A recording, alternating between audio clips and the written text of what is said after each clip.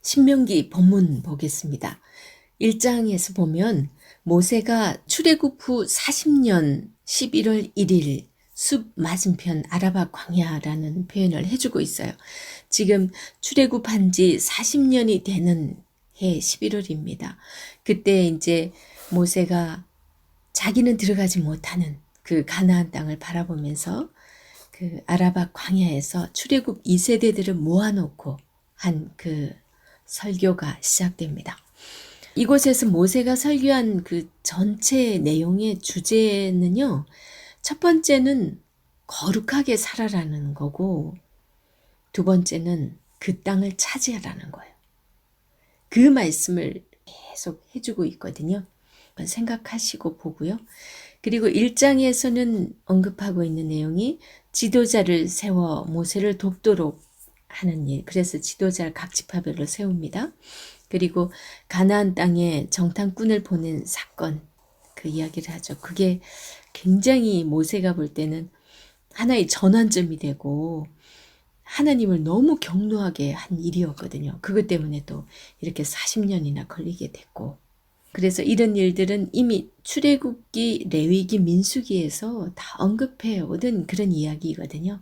그렇지만 그 사건으로 인해서 하나님의 명령, 하나님께서 이렇게까지 해오셨던 하나님의 그 마음을 담아가지고 왜 그렇게까지 했는지 그런 걸 세세하게 보충 설명을 하면서 이제 설교를 시작을 하거든요.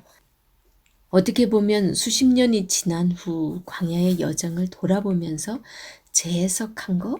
그렇게도 볼 수 있을 것 같습니다. 출애굽 1세대들에게 하나님의 율법과 삶의 원칙들을 하나님께서 시내산부터 해서 쭉 말씀하셨잖아요. 그죠? 하지만 그들이 정말 육신이 힘들고 어려운 것 때문에 원망 불평을 하면서 얼마나 하나님의 또 심판을 많이 받고 거의 다 죽어버렸죠. 20세 이상으로는 지금 여호수아와 갈렙만 지금 남아있는 그런 상태예요. 그런 상황에서 지난 일들을 쭉 이야기를 합니다. 그래서 율법을 잘 모르는 출애굽 2세대들에게 하나님의 백성으로서 지켜야 할 그 율법, 그 삶의 원칙, 이런 것들은 어떤 건지 그것을 잘 정리해서 설명을 해주고 있습니다. 우리가 앞서 그 신명기 전체 설명을 할 때 이 신명기는 크게 봤을 때는 모세 3번의 설교라고 과거, 현재, 미래 이렇게 나누기도 하고, 그리고 단락적으로 좀 세부적으로 봤을 때는 7개의 단락이 있고 시와 후기로 이렇게 끝난다고 말씀드렸던 거 기억하시기 바랍니다.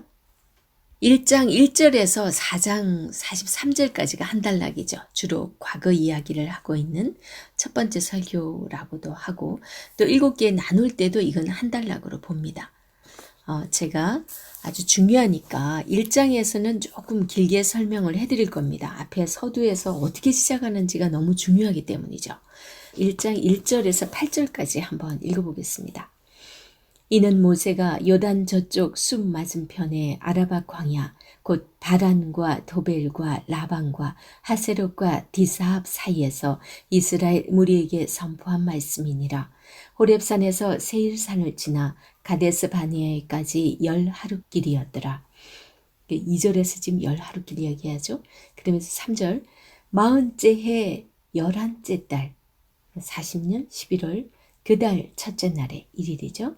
모세가 이스라엘 자손에게 여호와께서 그들을 위하여 자기에게 주신 명령을 다 알렸으니 그때는 모세가 헤스본에 거주하는 아모리 왕 시온을 쳐 죽이고 에드레이에서 아스타롯에 거주하는 바산 왕 옥을 쳐 죽인 후라. 모세가 요단 저쪽 모압 땅에서 이 율법을 설명하기 시작하였더라. 일러스되, 이제 여기부터 이제 6절부터 시작하겠죠. 우리 하나님 여호와께서 호렙산에서 우리에게 말씀하여 이르시기를 너희가 이 산에 거주한 지 오래니 방향을 돌려 행진하여 아모리 족속의 산지로 가고 그 근방 그 곳곳으로 가고 아라바와 산지와 평지와 네겝과 해변과 가나안 족속의 땅과 레바논과 큰 강 유브라데까지 가라. 그러면서 그 근거를 얘기합니다. 내가 너희의 조상 아브라함과 이삭과 야곱에게 맹세하여 그들과 그들의 후손에게 주리라 한 땅이 너희 앞에 있으니 들어가서 그 땅을 차지할지니라. 그럽니다. 지금 1장 1절에서 8절이 이 단락의 서러운 서문처럼 시작이 되고요. 또 이거는 모세의 그 첫 번째 설교의 서론이자 또 전체 이 신명기의 서론 역할도 하고 있습니다. 여기에서 이 중요한 거 하나하나 짚어드릴게요.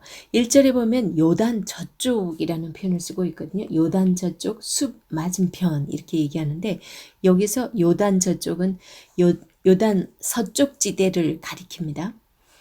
고대 이스라엘 삶의 중심지가 요단 서쪽이었거든요. 예, 그쪽을 얘기를 하는데 1절에서 바란, 도벨, 라반, 하세롯 이곳이 이제 설교한 곳 그 광야인데 나중에는 그곳이 어디라는 것 한 번에 이렇게 얘기를 해주기도 합니다. 그 다음에 2절에 보면 정탐꾼을 보내기까지 그 10하루길이었다라는 사실을 얘기해주고 있어요. 그죠? 호렙산에서 세일산을 지나 가데스 바네아까지. 그러니까 호렙산은 지금 출애굽해서 3개월 만에 그 호렙산까지 가잖아요. 그 시내산. 가데스 바네아에서부터 이들이 정탐꾼 보낸 것 때문에 38년을 더 걸리게 한 거죠. 그렇게 해서 총 지금 40년이 걸린 상황에서 지금 모압 평야까지 와 있는 거예요. 그런 상황을 상상하면서 그 많은 이스라엘의 200만이나 되는 그 사람들을 다 앞에 두고서 모세가 지금 이들을 향하여 하나님의 말씀을 전하고 있는 그것도 이미 있었던 그런 일들을 회상하면서 그리고 하나님께서 하셨던 말씀을 하나하나 설명해 주면서 하나님의 뜻을 이렇게 자세히 풀어서 설명해 주면서 이제 후세대들에게 너희들이 가나안 땅에 가서 어떻게 살아야 할지를 일일이 말씀해 주고 있다고 보면 돼요. 더구나 지금 우리가 볼 때 이 2절에서 가데스 바네아까지 10하루길이었더라 이렇게 얘기하고서 바로 이어지는 3절에서 40째 해 11째 달 이러면서 시작하거든요. 3절이. 그러니까 10하루길이면 될 거리를 지금 40년이 걸려서 왔어. 이렇게 지금 아주 부정적인 그 분위기를 풍기고 있어요. 그때는 또 아직도 요단 저쪽 헤스본 땅이었다라는 걸 또 얘기를 해줍니다. 그러면서 이제 가서 땅을 취하라고 하는 거죠. 4절에서 연대를 보다 구체적으로 알려주기 위해서 그때가 이스라엘이 아모리 왕 시온과 바산 왕 옥을 물리친 다음이라고 이렇게 이야기를 해줍니다. 그죠? 이 부분의 자세한 설명이 사실은 민수기 21장 21절에서 35절에 잘 기록이 되어 있거든요.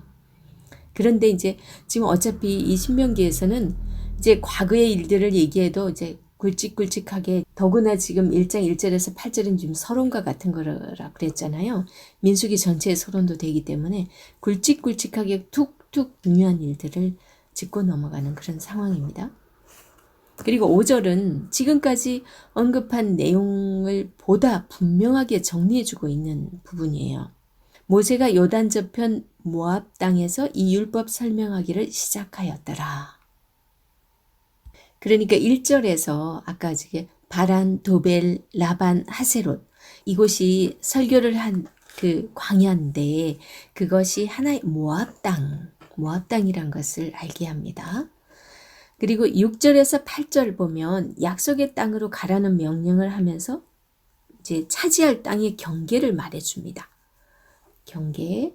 우리 하나님 여호와께서 호렙산에서 우리에게 말씀하여 이르시기를 너희가 이 산에 거주한 지 오래니 방향을 돌려 행진하여 아모리 족속의 산지로 가고 그 근방 곳곳으로 가고 아라바와 산지와 평지와 네겝과 해변과 가나안 족속의 땅과 레바논과 큰 강 유브라데까지 가라. 이게 이제 경계예요. 어디까지 너희들이 점령해야 될지 그 땅을 지금 얘기를 해주고 있죠. 그 다음에 8절에 보면요.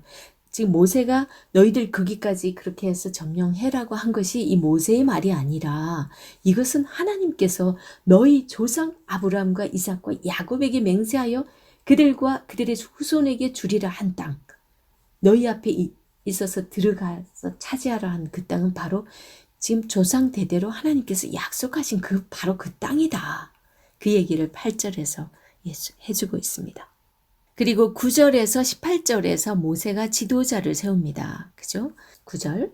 그때에 내가 너희에게 말하여 이르기를 나는 홀로 너희의 짐을 질 수 없도다. 너희의 하나님 여호와께서 너희를 번성하게 하셨으므로 너희가 오늘날 하늘의 별같이 많거니와 지금 너무 많으니까 혼자 못 진다는 거죠. 너희 조상의 하나님 여호와께서 너희를 현재보다 1000배나 많게 하시며 1000배, 이 1000이라는 이 숫자가요. 그 당시에 이스라엘 사람들이 제일 많은 숫자, 이게 1000이에요. 1000, 만만. 뭐 그렇게밖에 말 못하는 거예요. 이게 1000배나 많다. 이 말은 그냥 셀 수 없이 많은 무리들. 아브라함에게 너희 그 자손이 하늘의 별과 같이 바다의 모래와 같이 많게 하겠다라는 그 말씀하고 똑같은 거죠. 1000배나 많게 하시며 너희에게 허락하신 것과 같이 너희에게 복 주시기를 원하노라. 이게 바로 이제 아브라함에게 언약을 한 그것의 성취를 지금 얘기하고 있어요. 그리고 19절에서 46절까지가요. 이스라엘의 불신앙에 대해서 그 가운데서도 특히 가데스바냐 사건을 언급합니다. 19절에서 33절이 여기에서 이제 정탐꾼을 보냈는데 하나님의 명령에 불순종한 백성들의 반응을 상세히 묘사해 주고 있어요.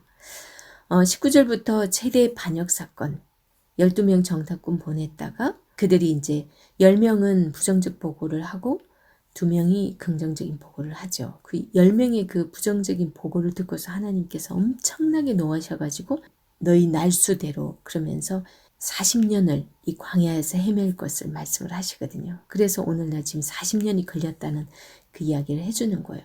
근데 우리가 한 가지 짚고 넘어가야 될 게 민수기에서는 보면 분명히 하나님께서 12지파 중에 한 사람씩 택해라. 그래가지고 너희들 보내라. 이렇게 해서 하나님께서 택해서 보낸 것처럼 그렇게 얘기거든요. 왜 하나님께서 보내놓고 그러지? 그럴 텐데 지금 여기 신명기에서는 분명히 말씀을 해주고 있어요. 신명기에서 보면 그들이 요청했기 때문에 하나님께서 그렇게 하라고. 그러니까 자기들이 가겠다고 했기 때문에 그러면 너희들 그렇게 해라고 한 거죠. 그래서 민수기에서는 사람이 요청했다는 그 말이 생략된 거고요. 그래서 신명기에서는 하나님이 세우라고 했다는 그 말이 이제 빠져 있고 그들이 요청했다는 그 표현으로만 쓰고 있어요. 그래서 그건 참고로 왜 신명기에서와 민수기에서 그게 다르지? 그거는 부분이 생략됐다는 거.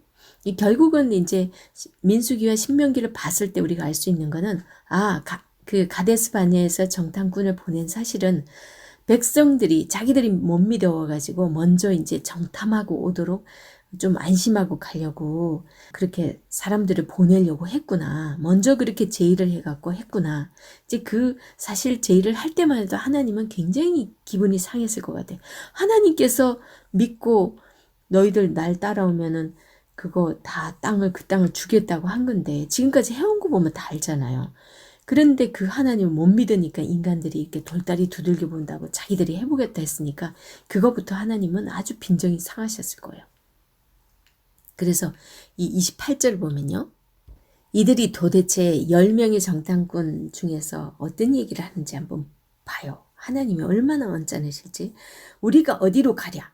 우리의 형제들이 우리를 낙심하게 하여 말하기를 그 백성은 우리보다 장대하며 그 성읍들은 크고 성곽은 하늘에 닿았으며 우리가 또 거기서 아낙 자손을 보았노라 하는도다 하기로 그러거든요.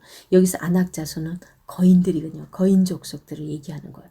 그러니까 그 뒤에 나오잖아요. 그들에 비하면 우리는 메뚜기 같다. 그런 표현을 썼으니까 사실 하나님을 믿었다면은 그럼에도 불구하고 여호수아나 갈렙처럼 그렇게 고백을 했어야 했을 텐데 이걸 보고서 하나님 너무 화가 나셨어요. 그래서 이제 34절에서 46절에는 이스라엘의 그 불신앙적인 그 보고를 보고서 하나님께서 그 진노해서 하시는 말씀을 기록하고 있거든요.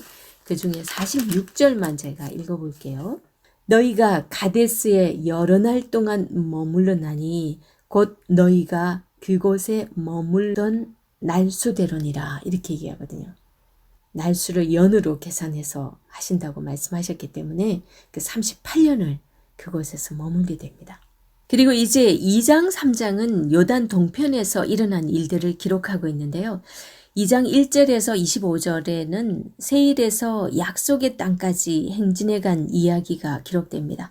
그리고 26절부터는 전쟁 이야기가 나오는데 헤스본 왕 시온을 친 이야기이죠. 사실은 2장의 이 기록이 1장에서의 그 일과의 38년의 간격이 있습니다. 1장에서는 처음부터 해갖고 막 이렇게 얘기하고 있다면 2장에서는 바로 앞에 그런 일들을 얘기하고 있기 때문에 바로 전의 상황인 거죠. 민수기에서도 그래서 기록이 있습니다. 광야를 통과하여 가나안으로 가는 이스라엘 백성에게 이제 하나님께서는 에돔, 모압, 암몬 자손과는 다투지 말라고 말씀을 하세요. 왜 그런지 아세요? 더구나 그 땅을 지날 때는 그 양식이나 물도 돈을 주고 사서 마시라고 해요. 그 나라들은 결코 이스라엘의 기업으로 내가 주지 않겠다라고 하거든요. 그 이유가 이스라엘과 혈연 관계에 있는 나라들인 거예요. 아시죠?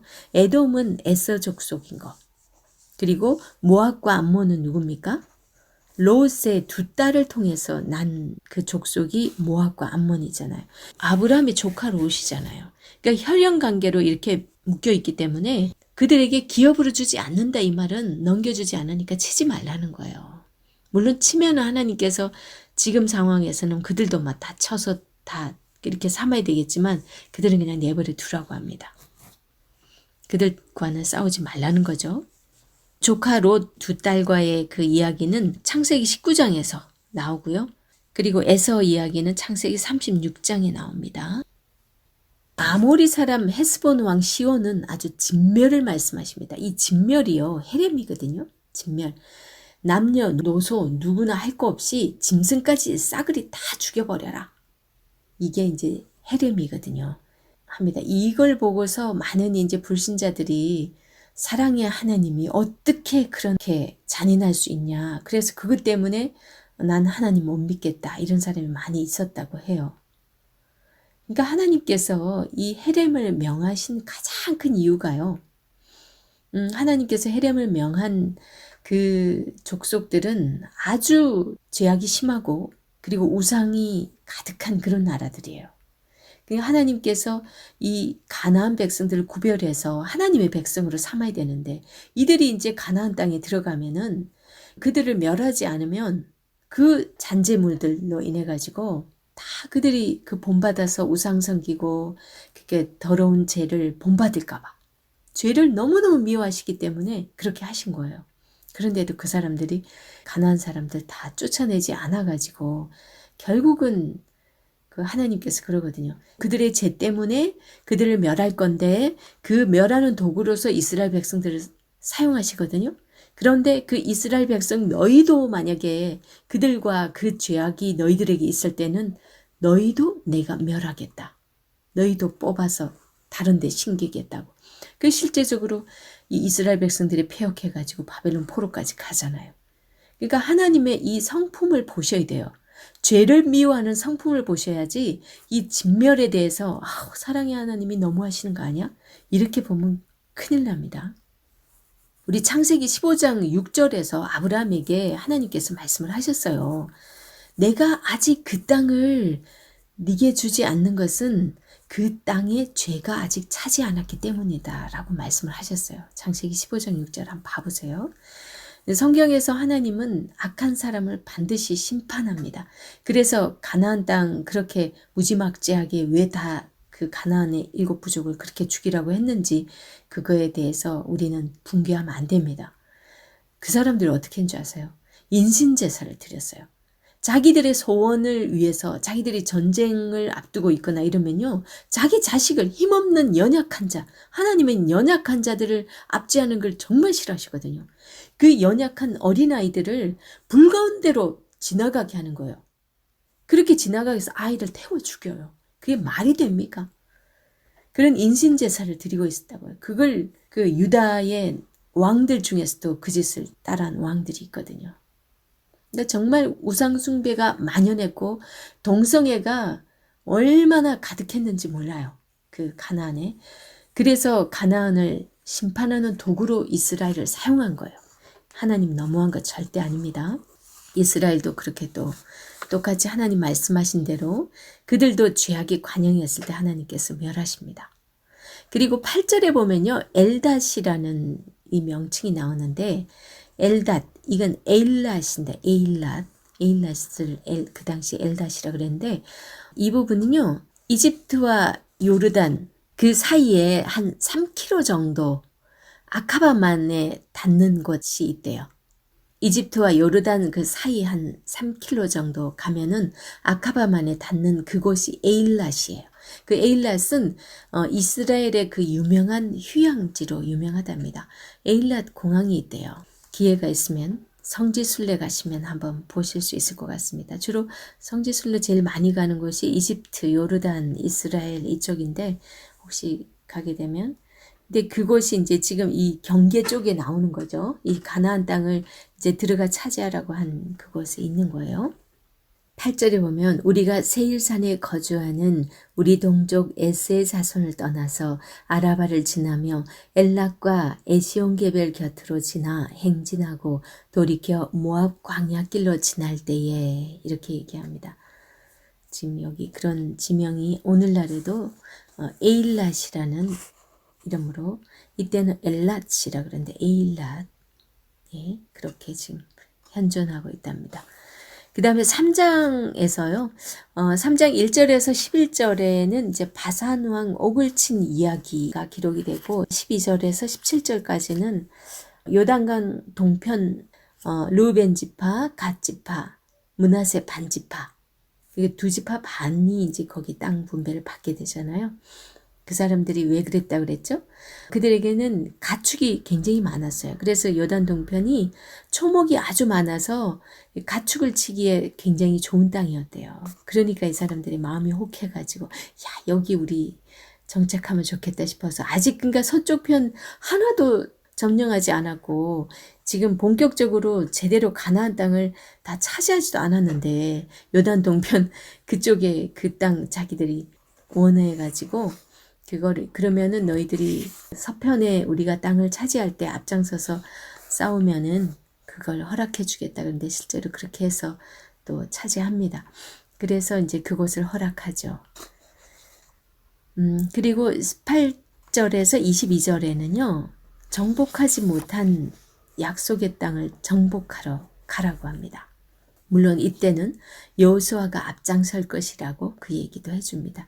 그리고 23절에서 29절에는요, 모세가 참 이런 얘기를 하면서도 계속 자기 마음에 미련이 남았던 것 같아요. 자기가 가지 못한다는 게 얼마나 기가 막히겠어요. 그죠?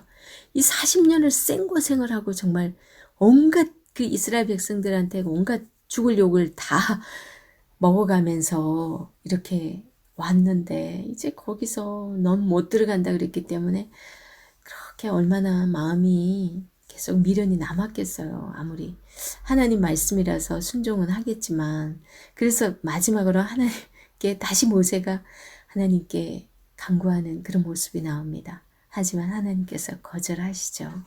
1장에서 3장 29절까지가 이제 그 이스라엘의 불신앙으로 이제 가나안에 못 들어간다고 한 그런 말씀하고, 그 다음에 이제 하지만 하나님께서 이제 강한 민족, 정말 강한 민족도 네가 그들을 다 칠 거고 내가 이기게 해줄 것이다. 이렇게 그것을 이제 말씀하셨고, 실제로 지금까지 그 강한 민족을 지금 여기까지만 해도 바산왕 옥, 아모리왕 시온 이런 사람들을 쳐부쉈잖아요. 그들은 굉장히 대단한 민족인데 바산왕 옥의 침대 얘기하는 거 보면요. 얼마나 거인이고 그 민족이 강한 민족이 있는지 알 수 있어요. 굳이 이제 그걸 기록하는 게 뭐겠어요. 이렇게 강한 민족도 하나님께서 그들에게 붙여주시면 그들의 기업이 되겠다 하면은 다 그냥 쳐부숴 준다라는 그런 걸 지금 이 모세가 이 얘기하는 게 뭐겠어요. 지금까지 하나님께서 약속한 거는 다 지키셨어. 하나님께서 이 강한 민족도 다 이기게 해준다고 그랬고 실제로 이기게 해줬지? 봐라. 그러면서 얘기해 주는 거예요. 그러니까 앞으로 이제 너희들이 이 서쪽 땅 서편에 이제 정말 이제 제대로 된 가나안 이 7부족을 다 이제 너 몰아낼 때 겁먹지 말고 할 수 있어. 이런 얘기인 거예요. 여기 3장에서는 4개의 이야기가 전개되는데요. 그 첫 번째가 바산왕 옥과의 전쟁, 두 번째가 요단 동쪽 지파의 땅 분배일, 그 다음에 모세가 여호수아를 격려하는 그런 부분이 있어요. 그 다음에 가나안에 들어가고 싶어서 간청하는 모세 이야기. 요게 이제 크게 이렇게 보면 이 4개로 이제 볼 수 있어요. 특히 또 바산왕 옥의 침대가 아까 얘기했지만 길이가 이게 9규빗이나 되고 너비가 4규빗이나 돼요. 우리가 보통 한 규빗이 보통 그 남자들의 그 장정 팔꿈치 이렇게 딱 접어지는 부분이 있죠. 이게 손에서부터 그 길이가 한 규빗이래요. 그럼 9규빗이면은 이 침대 길이가 얼마나 되는지 그래서 그게 한 45cm 정도 된다 그래요. 와, 침대 길이가 한 400cm가 넘네요. 참 엄청납니다. 너비가 4규빗, 길이가 4.1m, 너비가 1.8m. 그것도 철로 만든 침상이래요. 어쩌면 철 성분이 포함된 돌로 만든 것이었을 거라고도 추측하기도 합니다. 그만큼 키가 큰 거인이었음을 더 강조하는 거죠. 가나안 정탐꾼들이 10명이 그 보고 기억하잖아요. 안악자손들이라서 이들은 막 완전 거인 같아서 자기들은 메뚜기 같다고 그런 표현을 했잖아요. 그런데 실제로 지금 바산왕 옥도 그만한 엄청난 거인이었다는 걸 얘기를 해주는 거예요. 굳이 이런 표현까지 기록하는 그 이유가 있겠죠, 그죠? 그런 사람도 하나님께서 다 처치하신다.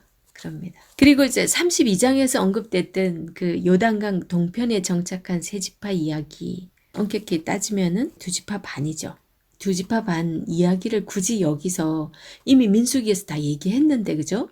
왜 굳이 남아있는 이 세대들에게 이 얘기를 할까요? 이게 이유가 있어요. 모세가 굳이 그 이야기를 해주는 이유는 어떻게 생각하면요. 요단 동편에는 뚝 떨어져가 있으니까 나중에 그 2세대들 중에서 저기는 혹시 우리 지파 아닌가 아니야? 우리 같은 민족 아닌가 아니야? 이럴 수도 있는 거예요. 한참 후에. 그래서 요단 동편에 정착하기로 한 그 2지파 반 사람들이 서편 땅을 정복하러 갈 때도 함께 가야 되는 것을 그 2지파 반에게는 이렇게 심어주고요. 이 얘기를 해줌으로 인해 가지고 분명히 약속했기 때문에 그 다음에 또 나머지 다른 9지파 반들에게는 같은 한 나라다. 이들도 다 똑같은 12지파에 속하는 이 한 나라, 한 민족, 한 공동체이니까 너희들 같이 뭔가 해야 돼. 이런 걸 또 확실하게 알려주기 위한 그런 것도 있어요.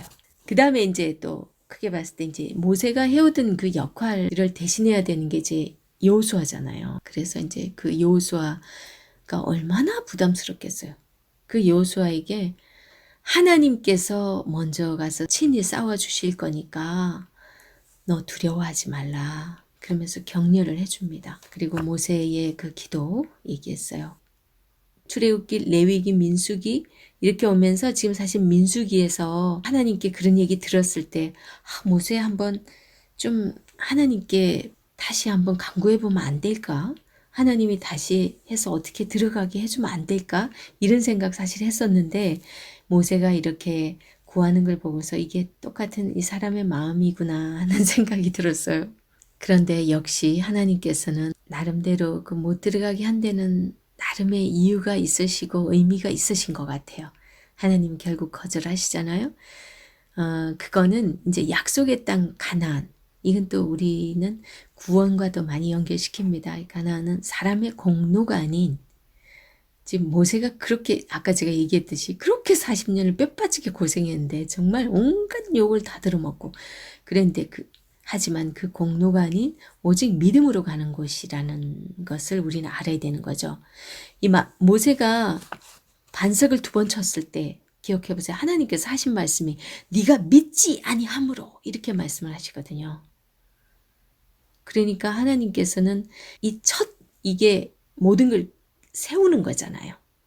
그래서 믿지 아니하는 자는 절대 갈 수 없다. 우리가 물을 내랴 이런 표현을 쓰거든요. 그 표현에서 하나님이 아닌 자기들이 이런 게 뭔가 그 속에 들어있어요. 하나님이 또 그렇게 하는 거에 대해서 하나님을 믿지 않았다라는 이 부분으로 하나님께서 해석하고 있으니까 하나님에 대한 온전한 믿음 없이는 못 간다라는 것을 말씀하시는 것 같아요.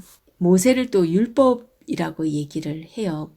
그래서 율법의 대표로 일컬어지는 모세를 가나안에 들여보내지 않은 이유가 율법으로는 약속의 땅에 들어갈 수 없다는 그 한계를 보여주기 위해서 그렇게 했을 것이다 라고 학자들이 말씀하기도 합니다. 이렇게 모세오경의 결론과도 같은 신명기의 시작을 모세는 이스라엘 백성들이 지난 광야 여정을 지나오는 가운데 하나님께 불순종함으로 인해서 여러 가지 벌을 받았던 이야기로부터 시작을 했습니다. 그렇게 해서 모세 자신도 결국은 가나안 땅에 들어가지 못하게 되었다라는 이 말을 이 3장에서 했습니다. 이제 그러면서 너희들 가나안 땅에 가면 하나님의 말씀을 잘 지켜야 한다. 그러면서 4장부터는 가나안 땅에서 지켜야 할 규례들을 말씀하십니다. 어떤 규례들을 말씀하시는지 그 부분은 4장에서 보도록 하겠습니다.